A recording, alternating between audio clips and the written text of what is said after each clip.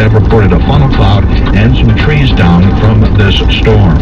Stay with us. We'll keep up to date on any new warnings as the main line of storms approaches the Alabama border. Live in the Storm Center, I'm WSB meteorologist Kurt Knowledge. All right, thank you, Kurt. We have 66 degrees on Peachtree Street at 11:07 with news on the hour, the half, and when it breaks. I'm Sabrina Gibbons at 95.5 FM and AM 750 News Talk WSB. Depend on it. We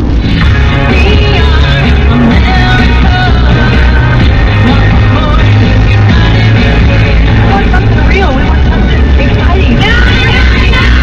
I will never apologize for the greatness of the United States of America. Now, the man you loved on the campaign trail, Herman Cain, on News Talk WSB.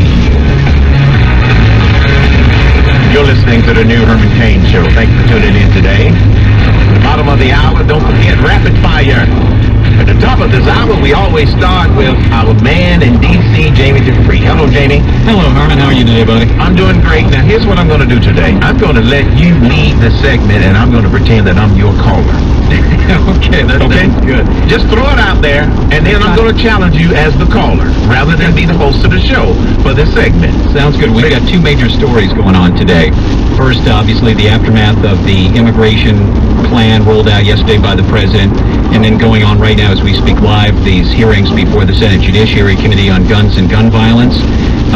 Obviously, I know what's going to be the lead video on this story on the evening news tonight, and that will be Gabby Giffords' testimony. She spoke for about 1 minute and 15 seconds. I think it was only 82 words, but for a lot of people, it will be 82 very powerful words as she urged the Congress to be bold and be courageous, in her words, and act on gun violence. Her husband, Mark Kelly, the ex-NASA astronaut, then followed up with his own testimony, talked about how he and Gabby Giffords were both proud gun owners, but that they felt like something had to change in the wake of the Newtown, Connecticut shootings. This panel that's been put together by the Senate Judiciary Committee, Herman, is not tilted just in favor of gun controls. There are several voices that have been on this. A woman from the Independent Women's Forum who talked about the self-defense needs of women. An academic from Denver University who says that new gun laws like an assault weapons ban, that it's not going to work, that it didn't work before. And it's prompted actually Dianne Feinstein, the senator of California, who's put together her own gun control and assault weapons ban plan, to say that she's going to hold her own hearing on this issue because she feels like that message that she's in support of is not getting out. We just heard from the NRA CEO, Wayne LaPierre, a few minutes ago. Right. I don't know if we're going to have any protests or demonstrations inside the hearing room. It wouldn't shock me if somebody at some point stands up and screams out or something like that when Wayne LaPierre is speaking. But so far, the Gabby Giffords testimony, the headline of today's hearing.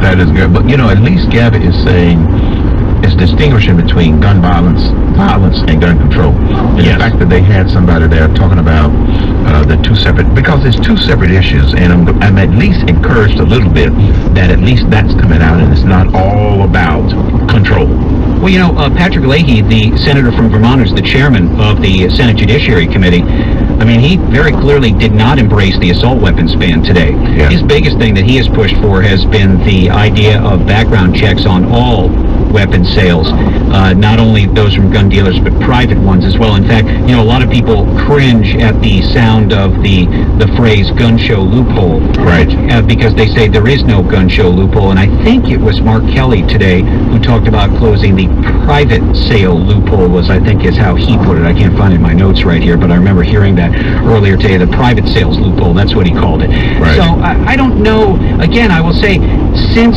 the Newtown shootings, I mean, yes, I have seen it in the polling data where people are saying that they are more in favor of gun controls or efforts to stem gun violence. But I still, Herman, have not seen here in the halls of the Capitol a shift on that issue from the sort of middle-of-the-road, moderate to conservative Democrats from reddish type states who would be the ones who would have to move at all if the Democrats are really going to push anything through. And I still see reluctance on their part to back something that's just a gun control bill. Now, if they could put stuff in a big, larger package that dealt with mental health, that dealt with information going into the background check system and more, maybe then you could forge a broader consensus. But really, when I look back on those old votes in the early 90s on the assault weapons ban, those happened under the broader rubric of a very large and wide-ranging anti-crime bill that was shepherded then by the Senate Judiciary Chairman, a guy named Joe Biden, who's obviously now the Vice President. Right. Well, I'm calling me cynical, and I am, but I think they're gonna pass something so they can say that they did something. Yeah, I don't know. We'll see. I don't think it's a slam dunk, and obviously the Democrats in the Senate have to go first on this, just as they will have to go first on immigration reform, as the Republicans in the House will stand back and say, well, if you can't pass anything, we're not going to move on this. And the irony, too, is this same committee is going to have to do both of those things in the Senate. The Senate Judiciary Committee has jurisdiction over both guns and immigration. Oh, really? Yes. So they'll be busy. And we'll think of it that way then, too. If you're going to bring we'll just call it a gun bill. I know some people won't like that, but just for shorthand, if you're going to bring a gun bill to the floor of the Senate, that's going to take weeks. Yeah. I mean, that's not going to be a speedy thing. And so if your committee is all tied up doing that on the Senate floor, that does not allow you to go forward and push maybe as hard on immigration reform. Because face it, with both plans, you've got to come up with legislative language, and sometimes the broad bullet points look great in themes and broad statements, but getting it hammered out into legislative language that doesn't have loopholes and that people can support, that's a whole different story. I heard a little frustration in Senator Rubio's voice in one of the As he was making the rounds yesterday? Yes, he was making the rounds, and he made the statement, and we played it earlier today, about, if this is going to become a bidding war for bits and pieces and so forth, etc., we're not going to get anything done. And he's absolutely right. What are you hearing about the whole immigration reform plan that's been put on the table? Well, look, I think, and I put this on my blog, if you look at the basics of each plan, there's a lot of common ground. But again, that's just sort of broad thematic kind of statements. Yes. The actual getting down into the nitty-gritty details, and I think the easiest one to focus on, again, is the pathway to citizenship for those who are legally here in the U.S. right now, and the length of time that might be involved and the conditions that would be set on. The conditions for the bipartisan plan that came up in the Senate this week from Rubio and others was the issue of you've got to improve border security, you've got to crack down on businesses that are still hiring illegal workers, and you've got to reform and streamline the current immigration system to make it work better, to catch people who are still getting in here and staying illegally.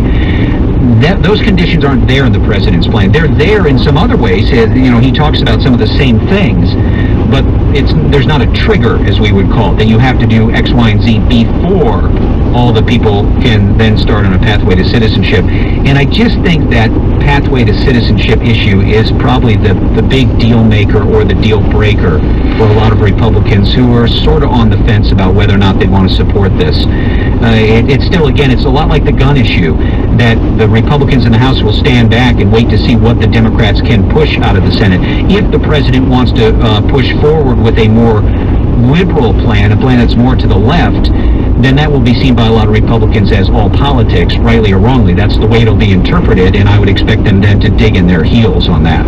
Right.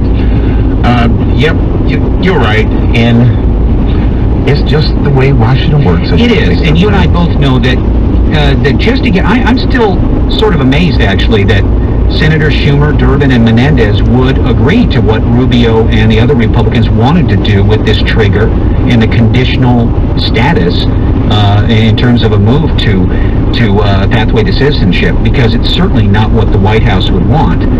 But again, we'll see what the Democrats can produce. I mean, gun issues are very, very difficult. Immigration issues are not easy, too, and especially when you look at not only for Republicans, but there are some Democrats, again, in red states where moving ahead with a more liberal immigration plan is not exactly something that is going to be welcomed with open arms. In states where a Democrat is up in 2014, that's a little more red. A lot of liberals are still attacking this. Conservatives are attacking it. It's coming from both sides. They still are trying to cast this as amnesty. Well, and I think you'll hear that a lot, especially from Republicans, don't you? Well, I would hope not.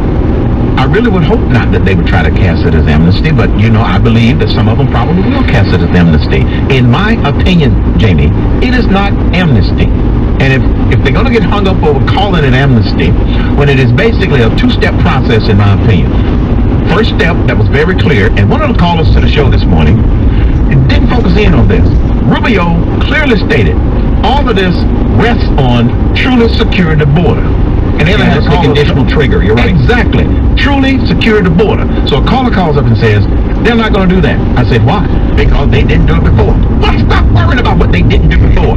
Well, I understand that, though. That's a lot like on the budget, Herman, when Republicans say that they get promised budget cuts. Instead, all they get are the tax increases. And so I get that because I remember the 1986 Simpson-Mazzoli immigration bill. Right. And there was a lot of talk then about toughening the borders. And for a lot of Republicans, it was amnesty that they regret. And as Rubio said multiple times yesterday, both on the Senate floor and on various radio programs, that he doesn't, if this is just going to be something where 10, 20 years later we come back and again we're at the same point, then that's not what he wants to do. And that's why he's talking about more basic reforms as well in how the immigration system works. Now, can we get to that?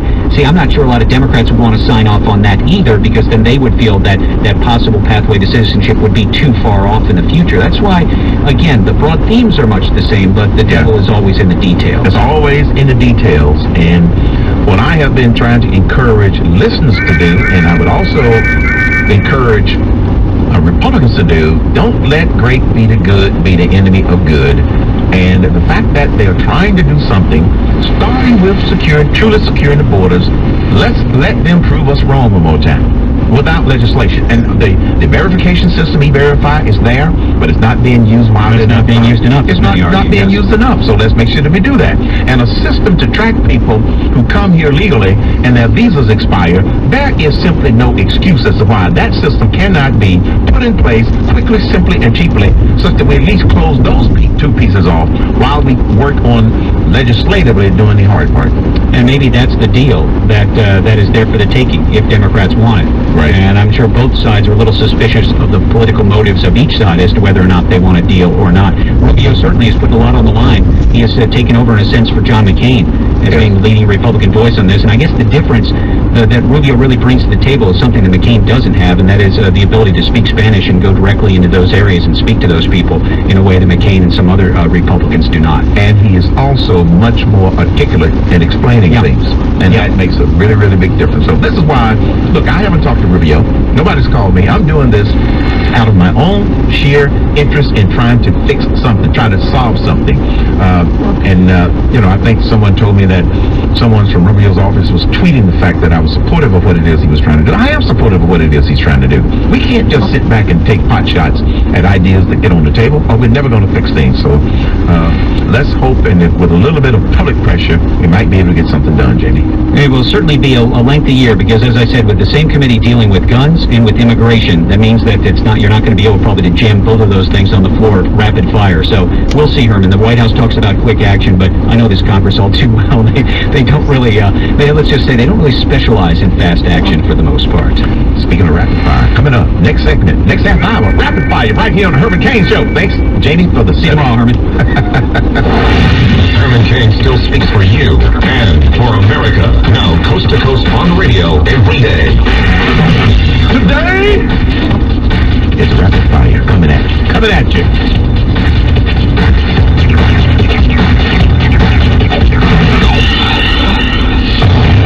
11:20 in the Coolray Carrier WSB 24-hour traffic center. Traffic Trooper Shockley just called and said there's new trouble on 85 northbound before the Lawrenceville-Swanee 317 exit in the left lane. No big delays behind it yet. Traffic Trooper Tim called and said be careful on 75 southbound right underneath the Delk Road overpass. There's a bedliner in the second left lane.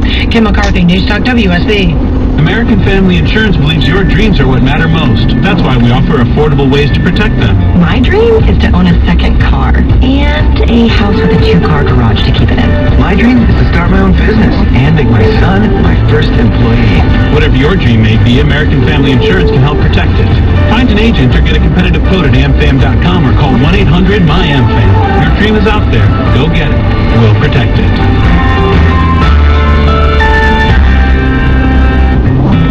I'm Kathy Ireland, partnering with American Family Insurance to help you reach your dream this year. Share your dreams at amfam.com and enter to win a trip to the 2013 Dream Camp with me. You could win $10,000 to get things moving and coaching from dream experts throughout the year. Your dream is out there. Go get it. We'll protect it.